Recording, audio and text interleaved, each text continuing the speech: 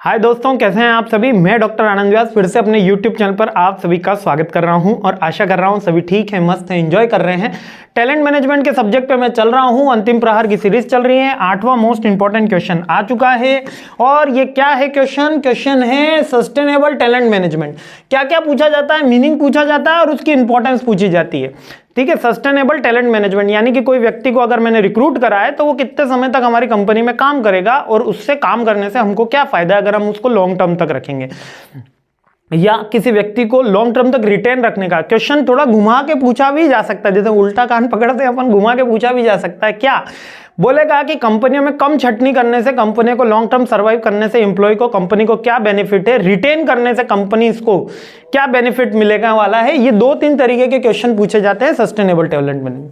जिसको इसका meaning answer पता है वो नेक्स्ट वीडियो पे चले जाएं, जिनको नहीं पता वो डिटेल वीडियो यहाँ देख लें।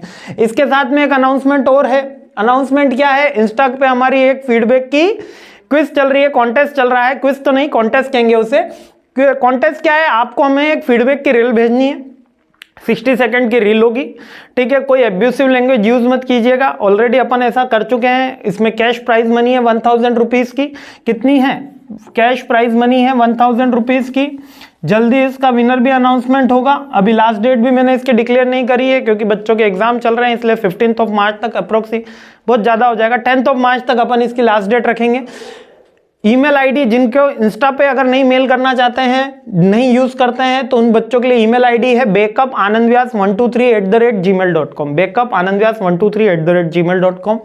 ठीक है, आप चाहें तो मेरे पढ़ाने का मेरे को फीडबैक दे सकते हैं और इसके साथ में कुछ प्राइज मनी भी जीत सकते हैं।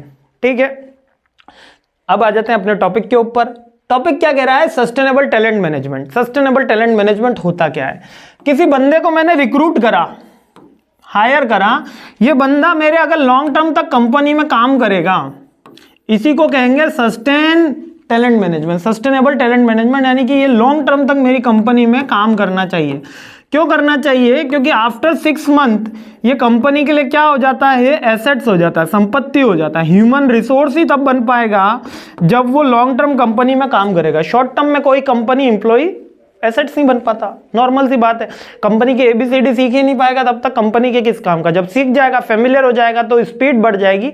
तो ये सारी की सारी चीजें क्या कहलाती हैं, सस्टेनेबल। इसके लिए कंपनी को क्या क्या करना चाहिए, कंपनी के क्या क्या एफर्ट होते हैं, ये क्वेश्चन भी पूछा जाता है। ठीक है, पहला स्टैब्लिश एम्प्लॉय वैल्यू प्रोपोजिशन, यानी कि एम्प्लॉय की क्या वैल्यू है उसकी प्रोपोजिशन बनाइए कि एक लेबर है, एक मैनेजर है, उसका लॉन्ग टर्म तक अगर वो सर्वाइव करता है, एक मैनेजर लॉन्ग टर्म तक सर्वाइव करता है तो उसकी क्या वैल्यू क्रिएशन होगी। मीन्स के यहाँ वैल्यू उसके रुपए से ही नहीं है कि हम उसको इतना पेमेंट कर रहे हैं, वो इतना प्रोडक्शन कर रहे हैं, नहीं, उसकी लॉयल्टी भी उसके अंदर आएगी, लॉयल्टी भी आएगी, ऑनेस्टी भी आएगी, एड ऑन चीजें भी आएंगी। ठीक है, जब कोई नया नया कंपनी में जाता है तो कंपनी को अपना नहीं मानता, लेकिन जब साल भर हो जाता है तो उसको लगता है ये मेरी कंपनी है, बिलोंगिंगनेस आ जाती है उसको। समझ में आया। तो ये वैल्यू क्रिएशन का एक अलग डिपार्टमेंट बने। Develop a total reward strategy beyond just compensation. किसी भी एम्प्लॉय को रोकना है तो कंपनसेशन के अलावा टोटल रिवॉर्ड स्ट्रेटेजी। अब टोटल रिवॉर्ड के अंदर क्या आया, उसका परफॉर्मेंस अप्रेजल, पोजीशनिंग अप्रेजल भी आया। उसके साथ अपन क्या कर रहे हैं, उसको कितने सारे के अवार्ड भी दे रहे हैं, best employee of the month, best employee of the year, इस तरीके के अवार्ड, या सीनियर एग्जीक्यूटिव, असिस्टेंट एग्जीक्यूटिव को सीनियर एग्जीक्यूटिव बना दिया, हेड ऑफ द डिपार्टमेंट बना दिया, उसकी जॉब प्रमोशन भी हो रही है, उसका डेवलपमेंट प्लान भी हो रहा है। यानी कंपनसेशन उसका केवल रिवॉर्डिंग कैश परसेप्शन से नहीं हो, अदर रिवॉर्ड भी हो। हेल्थ बेनिफिट दे रहे हो, फ्री कार दे रहे हो, फ्री मोबाइल की सुविधा दे रहे हो, फर्नीचर दे रहे हो, फ्लैट दे रहे हो, क्या मिल रहा है, एक रिवॉर्ड सिस्टम होना जिससे कंपनी में बंदा क्या रहे, सस्टेन रहे। Make talent unique and individual organisation culture, embrace the talent management process. यानी कि आपको टैलेंटेड बंदे होने चाहिए। मींस के आपका पास जो बंदे हो रहे हैं, नॉलेजेबल आ रहे हैं, ट्रेन कर रहे हैं, उन बंदों को रेगुलर इंटरवल पे अपडेट करते रहना चाहिए और right person on the right job की आइडियोलॉजी पे चलना चाहिए। Next, rethink the structure, staffing strategies and management approach.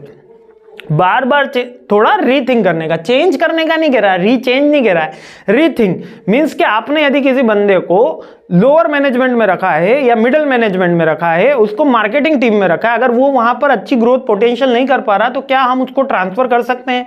क्या हम उसको मार्केटिंग की जगह उसको प्रोडक्शन हाउस में या अकाउंट्स डिपार्टमेंट में ले जा सकते हैं, जहां वो बैक ऑफिस में ज्यादा कंफर्टेबल रहे?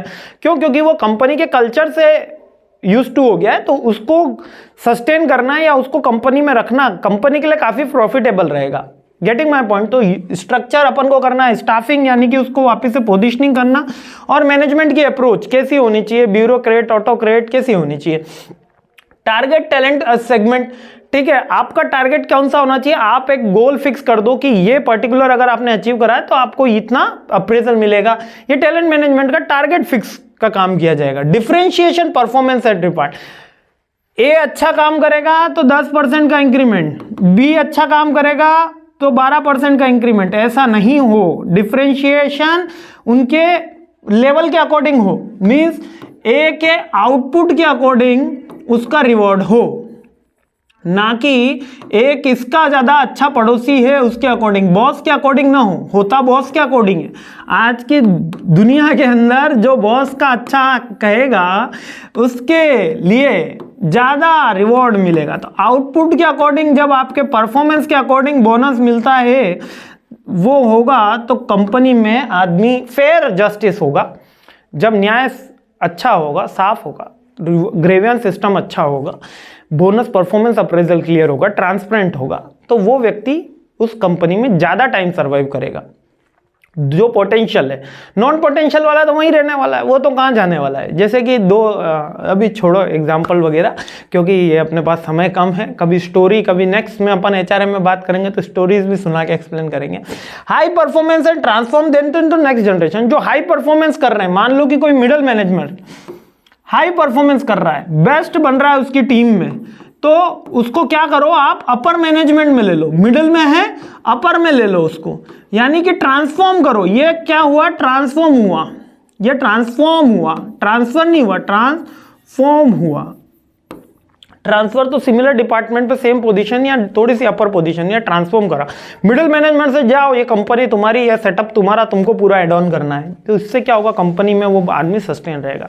मैंने टाटा की यूनिट देखी है, मैंने LNJ की यूनिट देखी है। यहाँ पर ग्रास रूट से बंदों को, एम्प्लॉय को आगे बढ़ाया जाता है। मैंने इवन ये तक देखा है किसी बंदे ने लेबर ज्वाइन करा और उसने हेड ऑफ डिपार्टमेंट करके HOD बन के उस कंपनी से रिटायरमेंट लिया है। LNJ ग्रुप की, मयूर शूटिंग सिल्क की बात कर रहा हूं। ठीक है, लेबर से HOD तक का सफर किया। तो अगर सोचो किसी ने असिस्टेंट मैनेजर ज्वाइन किया होता तो उसके पास ग्रोथ की कितनी अपॉर्चुनिटी है।